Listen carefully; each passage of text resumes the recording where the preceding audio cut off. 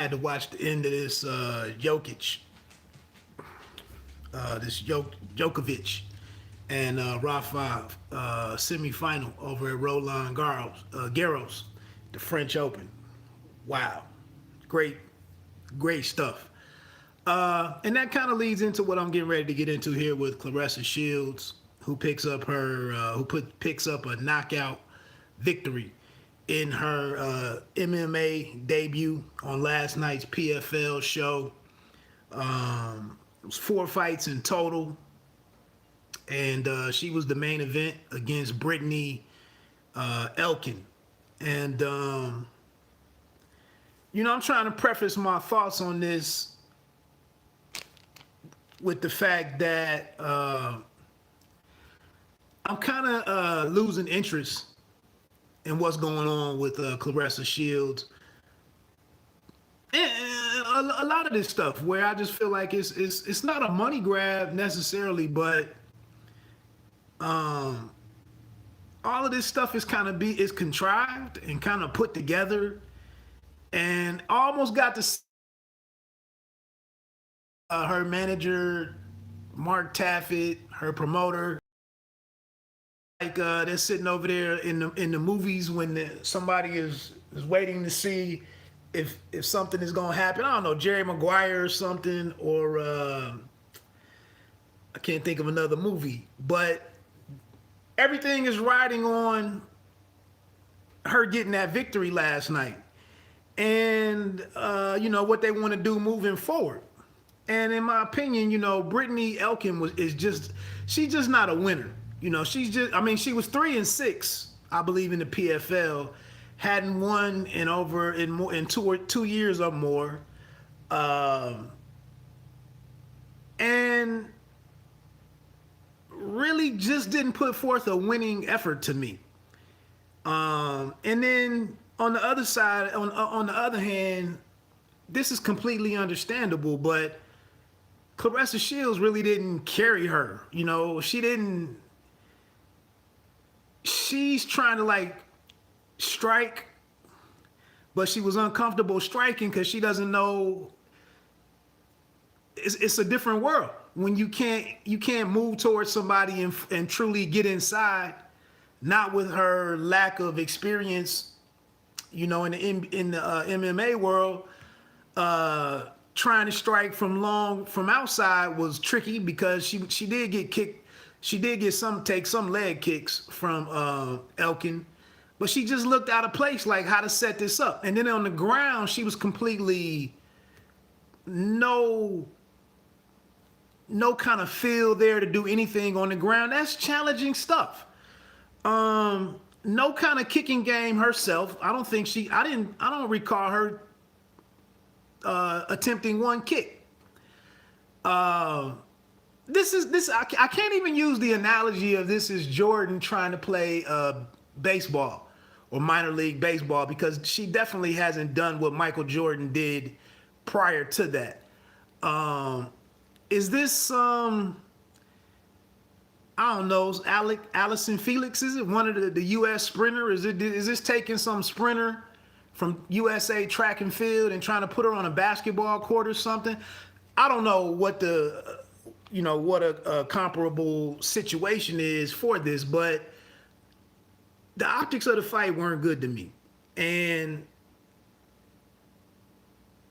where we are and what they've been trying to do with Claressa Shields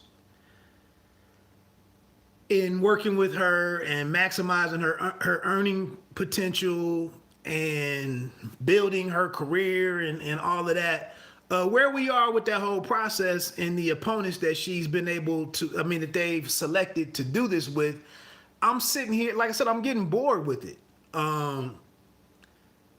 Have a freaking meaningful fight besides just a bunch of damn titles and vacant titles up for grabs. I just got done watching Nadal and Djokovic. Like, I want to see this whole, she's a generational talent.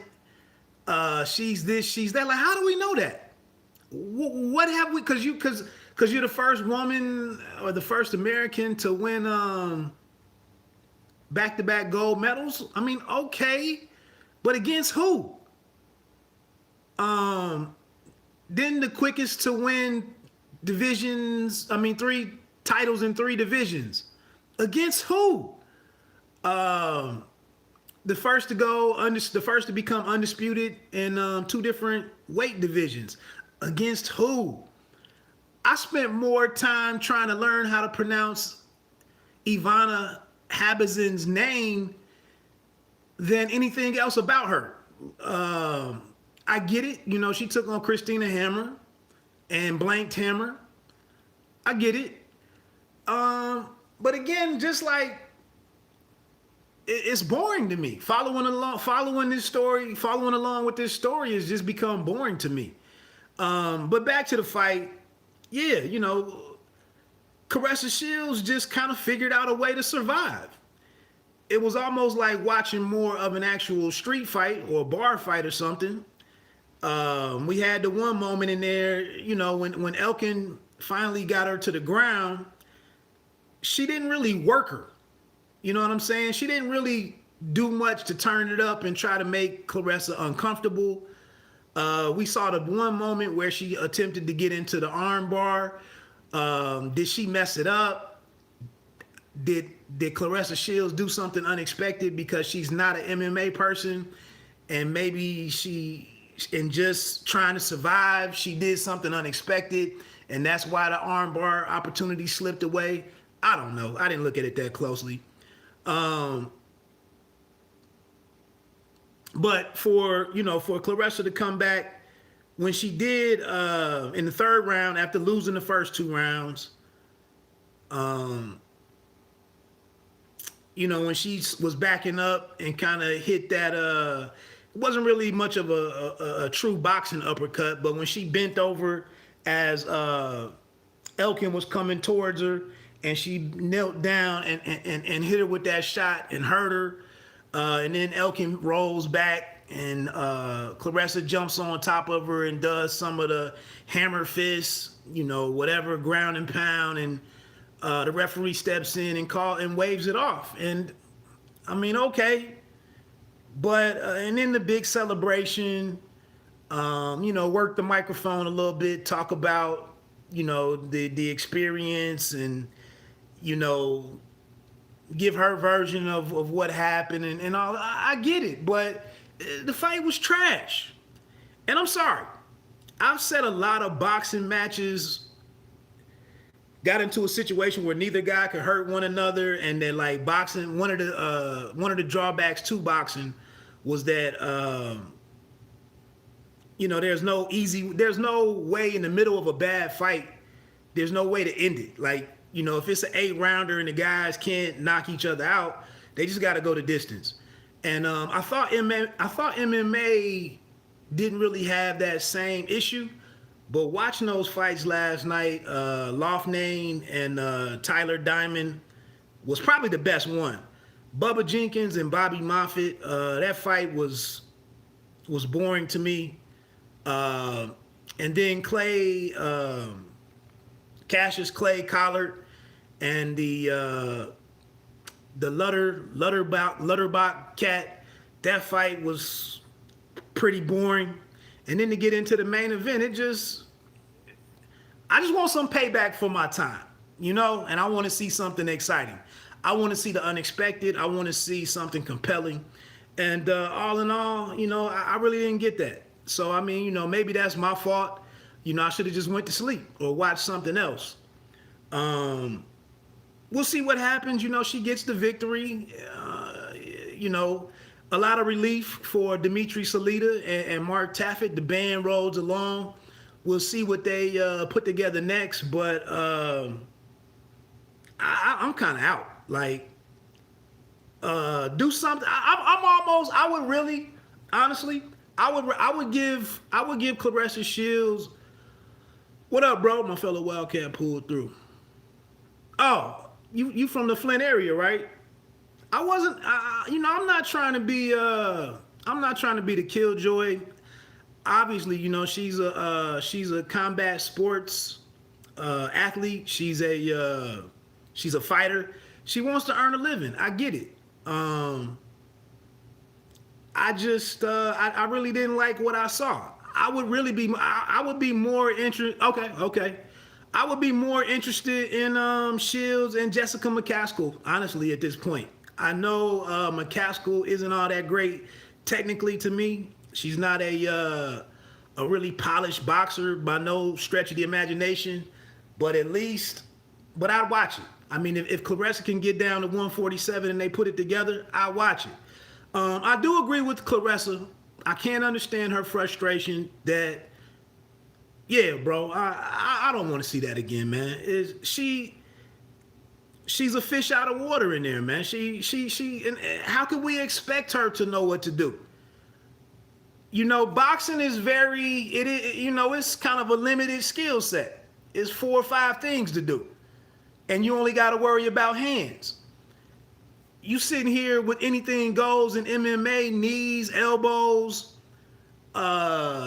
kicks, feet, chokeholds.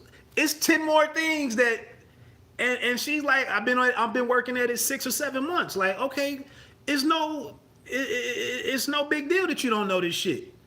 Yeah, she's out there in all heart. And like I said, I think Brittney Elkin, she's just not a winner. Whatever that style that she was doing, laying back with the upright shit with the kicks, that shit from the shit with Jean-Claude Van Damme or something. That shit work if the other person is doing that shit, but if the other person ain't fighting like that, then that shit is useless. She gave up going to. I think you either go to work on Claressa Shields' legs and beat up her legs, kick her legs, hurt her that way, or you get her on the ground and do something. She got her on the ground and didn't do nothing. So it was a trash fight to me, man. I think again, I'd be more interested in seeing Claressa against McCaskill, and if they can get the Savannah Marshall fight together, I'm all with that. But that shit right, that's not it. That's not gonna work for me. But I finish this up with, I have to agree with Claressa, man. She's committed herself and dedicated her from 13 years old or whatever to 26. That's 13 years. She's been dedicating herself to boxing for all of those years, and it's just no real payoff for her in boxing. And then on top of that, like she said in one of the undefeated article that I read, American promoters haven't done a good job in incorporating women's boxing into regular boxing. Got to keep it a buck. A lot of men don't have the patience for the shit. A lot of men aren't forgiving on the 2-minute round limits instead of 3 minutes. A lot of men don't have the patience for the lack of power. Real explosive, real damaging shots. We don't see enough of that in the women's game. And whether it be PBC, whether it be Top Rank, who does have Michaela Mayer, but it's not like she's been super active lately. We've kind of turned our backs on the shit. And I think I've seen several entertaining women's bouts on DAZN. So I think it does work. Now, I don't know if it's a matter of if they offer Claressa Shields, maybe not the co-main event. Maybe she deserves the co-main event on a men's card. But if they gave her like the opener, on a triple header, but if they went to her and told her, hey, it's only $150, she made $250,000 last night. The one article that I saw, she made $250,000 for her first time in there. Her best payday in boxing after 11 fights was $300,000. So, I mean, I can't argue with the math and the reasoning, but yeah, I think American fight fans, American boxing fans don't have any interest in this stuff. The other thing, and it's not our fault, from 147 pounds up, it's just not a lot of compelling. It's not a deep pool of talent. It's not a lot of great fights that could be made. I know next week we get Franchon Cruz DAZN and Ellen Cetarus on the Triller card with Cambosos and Lopez. I am very interested in seeing that fight. Claressa Shields does not want to go back to fighting franchise Cruz Dezern. That's probably going to mess up. I mean, there's no real energy, or nobody is really clamoring for that fight or calling for that fight. The money that one of them would have to take the short end on the money, they probably don't want to do that. So that's not really a big option. Alicia Napoleon was beat by Sierra Roos, so she's not in play. Raquel Miller at 154, nobody's really calling for that. So it's tough business up there. So I get it. But what I saw last night, man, that really didn't do a whole lot for me. That really wasn't, the optics weren't good enough for me to be back in. And for her to just look so limited, I mean, I could only imagine whoever, what's her name, Harrison or something, or Harris or whatever it is, the best female in the in PFL. I would have to imagine that as limited as what I saw Claressa looking last night, heart and effort, determination alone, that's probably not going to win against that person. And I don't know, man. It just, she's in a peculiar situation. You know, I don't know what they do, but you know, the key thing is that she got the victory. Even though it was a knockout, the shit wasn't pretty. It's a travesty they ranked her number 2 in down player accomplishments.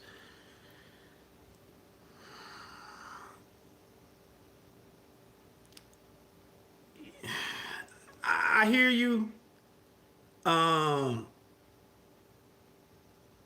mean, you know, I respect your opinion. And I know what you're saying, but you can't really overlook Katie Taylor's accomplishments either. I mean, some of Katie Taylor's opponents, we knew more about Katie Taylor's opponents than what we know about the last 2 girls that Claressa has faced. I mean, come on. Ivana Habazin, what was that? I mean, she was supposed to do that. Marie-Eve DeCare, what was she?